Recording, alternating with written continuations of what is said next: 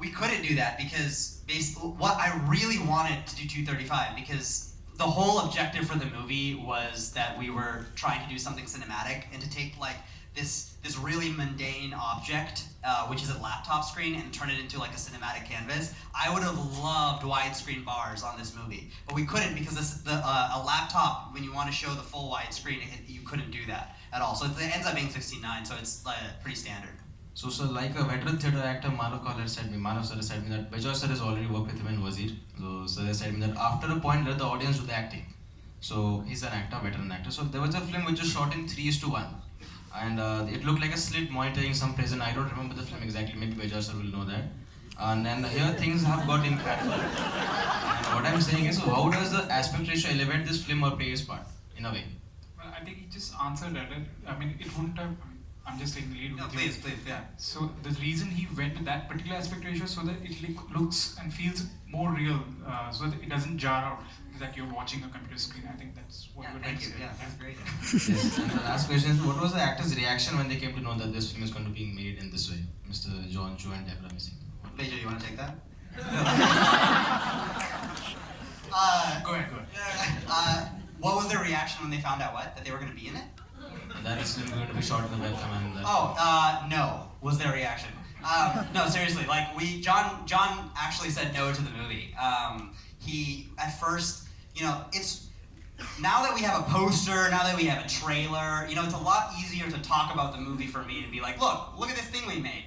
But before, when we had nothing, it is so hard to talk about this movie because there's no way that I can be like, guys, it's a thriller, but it takes place on a computer screen, but it's really good. Most people are like, cool, like, good luck, and like, that's the last time I heard of them, So for a long time, you're trying to basically sell people on just your passion and just being like, no, trust me, the version that I have in my head, it'll be really, really cool. And so a long time, it's very, very difficult to convince people, and John was no different.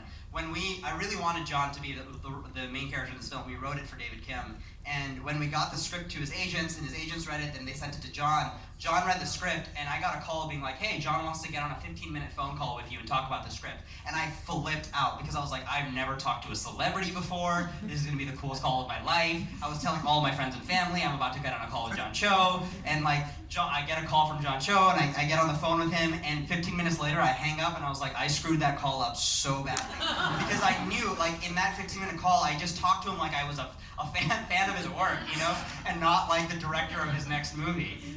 And I remember putting down the call, and he's like, okay, I'll watch Unfriended and get back to you. I was like, yeah, sure, and like hung up, and like, I should never have said that. But a couple days go by, and his agents give our producers a call, and they're like, yeah, it's a hard pass. And we're like, why? We found out why, and he's like, yeah, he watched Unfriended, and didn't like it, blah, blah, blah. And I was like, no, this sucks. Is there any way we could reach out to him? The agent's like, no, this is a hard pass. I'm so sorry, guys. Please move on. So we're like, crap. And we wrote the role for John. Really wanted to cast him. And this whole pre-production process, whenever someone would connect me on a phone call, whenever I talked to anybody, it would always be through a third party. They'd be holding for whoever, and then I would talk to this person. John was the only person who called me on his cell phone, so I had his number on my phone. And basically, and this chip to filmmakers never do this, but I literally was just like, well, we got nothing else to lose, so I basically opened up iMessage and got the number back, and I was like, hey, dude, how's it going? I heard you passed on the movie. To be honest, I don't really agree with the reasons of why. I heard why. If you're at all interested in me changing your mind, can I take you out to drinks this weekend? And I'll talk to you about why this movie is a little different than what you think it is. And I sent it to him, and I just waited, and it bubbled, it went away, it bubbled, it went away.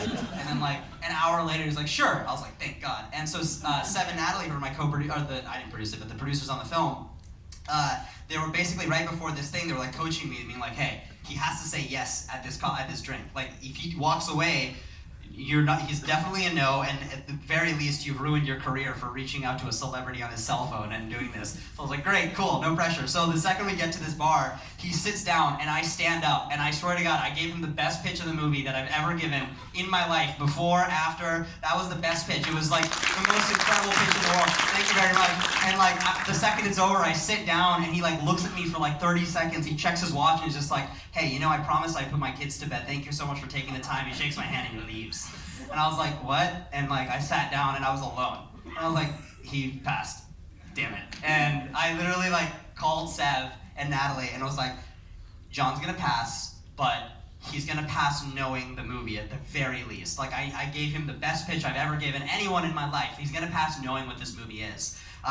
So he leaves and says like, okay, we'll figure out who we're gonna go out to next on Monday. And on Monday we get a call from the agents of John. And usually when an agent calls you and says, hey, my client's doing a project, they're very excited. But this person on the other end was very grumpy and was just like, he's gonna do the project, you know? And it turned out, what we found out later was that, you know, John basically had to tell his whole team and convince them like, no, I'm gonna do this movie because, you know, if I was there, his agent, I would also be saying, don't do this movie as well. You know, like there's this kid who's never made a movie in his entire life, who's so far has only made Google commercials, and has been telling you that you should do this movie where on 5 days of the film we're going to be shooting on my cell phone, and then some days of the film we'll be shooting on a GoPro, and he's like, yeah, this is going to be revolutionary. Like, oh, no way, we're staying away from that. So for the majority of the production up until they saw the film, the entire team was just kind of like, not really our biggest friends until they saw the movie, and now I have great friends. I'm sure. I'm sure they might want to rep you now, right?